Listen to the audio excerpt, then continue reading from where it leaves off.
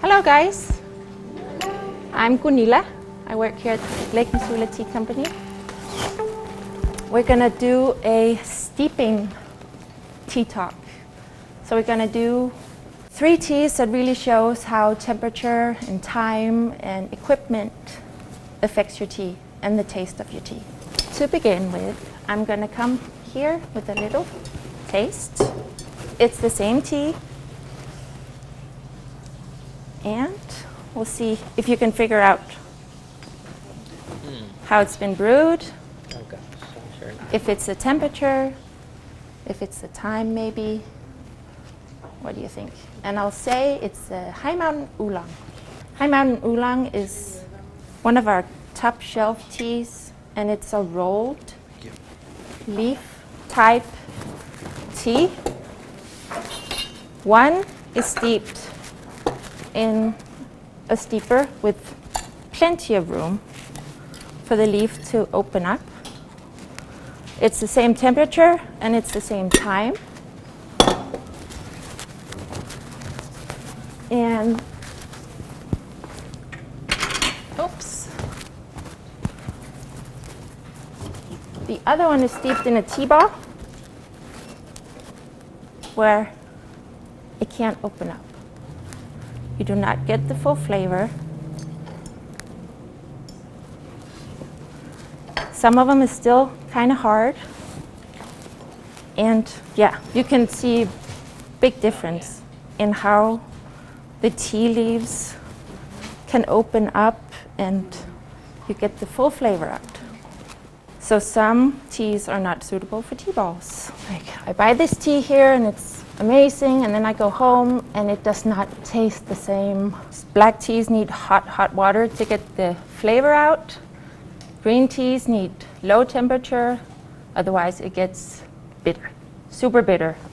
Some people like it, some people don't. And then the water source, if you use your treated tap water with chlorine and other chemicals that can leave a smell or a taste, that can affect your tea. The level of oxidation, so black tea is oxidized, green tea is not oxidized, and oolong is an in-between. Black tea tends to have a longer steep time than green tea is shorter because it's not oxidized as long, yeah. And the surface area of the tea, CTCs, which we call like finely cut tea. Like some black teas are super fine and small, and that will brew fast compared to the roll type leaves that need plenty of time to open up. So we have some black teas that can be done in a minute, and these will need at least 3 minutes to 5, yeah. And then, yeah, the quality of the tea, of course. How you store it, how you, yeah, what you call, if it's not good tea to begin with. Your brewing equipment. Steepers, big steepers with ample room to, for the leaves to open and get all the flavor out versus the tea balls where... So they really beat up the leaf, and it essentially looks like a tiny little pebble or pellet, and it has a ton of surface area, so it'll, release diffuse their... really quickly. Really quickly. Clean steepers, if you drink a lot of different teas, so if you leave a bunch of cinnamon chunks in your tea ball and then you want a nice cup of oolong afterwards, then your whole cup of oolong will taste like cinnamon. And time. Time. Green tea, short time. Black tea, longer time. Herbal, at least 7 minutes and longer. So I picked 3 teas that kind of have all of it going on, combined. So we're going to do the honey bear first. I'm going to do it up here too, so you can see. And then we need to share all the tea so everybody tastes it. So this tea is a rooibos blend, which is not actually a true tea. True tea is Camellia sinensis, is one kind of plant. Rooibos is actually a plant from South Africa, unrelated, but it's been used as kind of a tea replacement or a tisane for a really long time. This tea, specific tea tisane that we're giving you, has a little bit of fenugreek and bee pollen and then the rooibos. Okay, so the first one, you're going to have 2 temperature waters. So one is 175, one is close to 200, 212. We're going to pour it in at the same time and steep them for the same amount of time, with colder water and hot water. And then the third cup, we're going to pour boiling water when there's 4 minutes left on your timer. So someone's got to keep an eye. So when there's 4 minutes left, The pressure mounts. you just pour the last one up, and then when it beeps, you just take all the baskets out so it stops steeping. Okay? How many of you are new to the tea tastings? Oh yeah, a fair amount. All right. We do these every month. They're on something different each time. Sometimes it's a country, or like a steeping style, or a type of tea. Changes every month. The last Thursday of the month. And then, how many of you actually know much about Lake Missoula Tea Company? We know what you've told us so far in the other classes. Yeah, the tea tastings. Okay. We've been around since 2012. Jake and Heather Krylik own this business, and we get to help out and try to make stuff happen.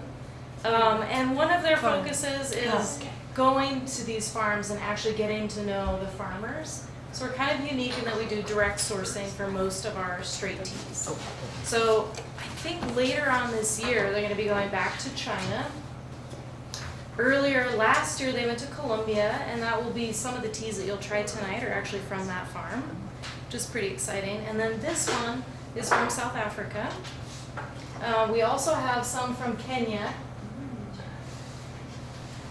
where they got to visit as well, like the CTC style that she was talking of, the black tea, that one's from Kenya. Another thing is that we love to do education. So anytime you guys want to come in, we'll answer any of your questions. You want to know anything about tea that we know, we'll gladly pass it on. You can also get on our website and check out the blog, which we have all sorts of postings on there about health benefits of tea or tea from different regions, anything you want to know. And then what makes them all different is the way that they're processed. So the same tea leaf that you pick in April can become a white tea, a yellow tea, a green tea, a black tea, a pu'er, or like a dark aged fermented tea, depending on what you do to it. So we're going to try a green tea pretty soon. And the unique thing about green teas is that they pretty much immediately, what they call is kill green. So they stop or halt the enzymes that make the leaf turn dark or oxidize. When we say oxidize, it really means that not to get too sciencey, but the cell walls of the plant have been ruptured and it's exposed to oxygen. Just like a banana, if you like bruise it or you peel it and it starts to brown, it's the same thing with tea leaves. With black teas and some of the others, they'll actually intentionally like bruise it by rolling or like the curl style, or twisting. And that would shift it into more of an oxidized state, so it becomes a black tea. When it becomes black, it typically becomes a little bit more mellow in flavor, which is why you'll hear a difference between, or taste a difference between greens and blacks if you'll do it at a different temperature, is that the greens, there's so much tannin in there still, it hasn't really mellowed out. So if you do it at a really high temperature, you're going to get most of that tannin rather than all of the aromatics. Whereas a black tea, it's been bruised and beaten up and kind of mellowed over time. So the tannins kind of relax and you can do it at a higher temperature. And then there's more categories also that, you get into fermented teas and all sorts of other ones. But that's kind of the basic 101 of tea leaves and their styles and types. Yeah. How are we on? Right on time. Perfect time. some of them you won't be able to taste a huge difference. Some of them is more drastical. The boiling water will force out more of the flavor, like it, yeah. And the low temperature is, it just doesn't get the flavors out. Same when you make soup, like if you would What cook, if it was like right under boiling? that's okay, yeah. Okay, so it's not the boiling factor, It's it's not- just the temperature. It's the temperature, okay. yeah. And so for like with the green tea, you're not necessarily supposed to boil. You shouldn't boil the No, water. that's our next tea that we're gonna try. So this tea has a little bit of fruit in it too. It's called the Rainforest Green because it has soursop, pear, and guava that all come from Colombia as well. Like this farm directly sources those. What else? Oh, this green, I believe that they must maybe either steam it or it's something to do with the region where it's grown. It has a little bit of a steamed kind of marine flavor to it that you may have noticed in Japanese green teas. Have you guys had any Japanese green teas? Well, it's wonderfly balanced with the fruit in this one. What's the perfect amount of tea to water for the perfect steep? So if you're doing a British style, which is typically more water, less tea, and for a longer time, then you'll do 2.5 grams, which is about a teaspoon, per 8 ounces of water. These are 6 ounces, so we're doing 2. If you do more of like an Asian style brewing, they'll do a lot of tea, more like, I don't know, 8 grams for a 6 ounce portion of water. And then they'll do it for really short times, like 30 seconds or 5 seconds, and then keep building. But right now we're doing a British style. And the last thing I'm gonna say also is the right tea is the one you like. Yeah. So all this is just guidelines No, it's, and you can some pointers, but feel you'll it more in your mouth. and some too. people really like that bitterness and crave it. Yeah. So and then of course then that's the right tea for you. And to loop back a little bit to the factors here, can you like recognize some of the factors that I mentioned on this piece of paper with time and like if it's thick leaf or small and all that stuff. This tea that you're about to try comes from India, from a farm called Naxalbari, the Naxalbari estate.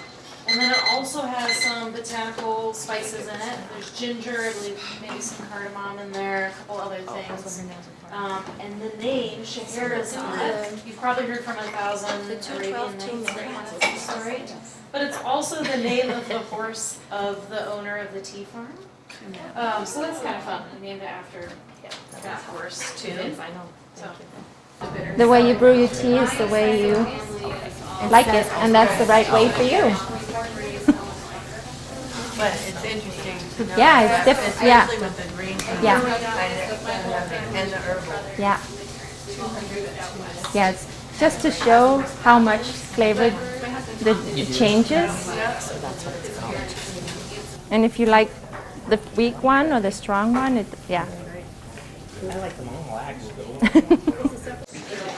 Thank you guys so much for coming. And next month is going to be Japanese teas. So he'll be talking about his trip to Japan last fall, I think it was. And we'll taste a bunch of different ones. To check out our blog, you can get online and read about it. Also a general steeping guide. So I'll give you guys those. Thank you so much for this. Thank you for guys. Thank you for being part of our tea team. Yeah, thank you.